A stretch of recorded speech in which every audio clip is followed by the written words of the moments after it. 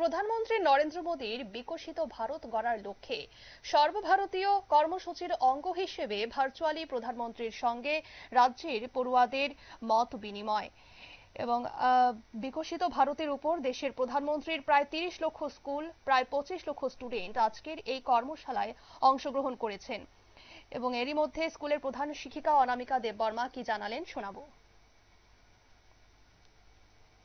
কারণ হচ্ছে বাচ্চাদেরকে তো এগিয়ে নিয়ে যাবে শিক্ষকরা।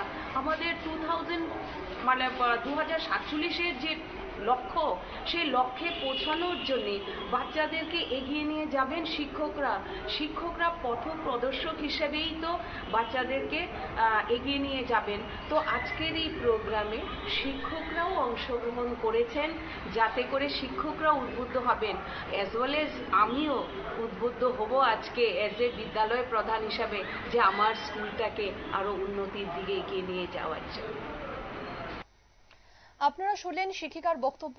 মূলত ছাত্রছাত্রীদের পড়াশোনা এবং ভবিষ্যৎ লক্ষ্য অর্জনে কিভাবে সাহায্য করা যায় সেই বিষয়ে কিন্তু আলোচনা করলেন। নিয়ে নিচ্ছে ছোট্ট একটি বিজ্ঞাপন বিরতি, সঙ্গে থাকুন।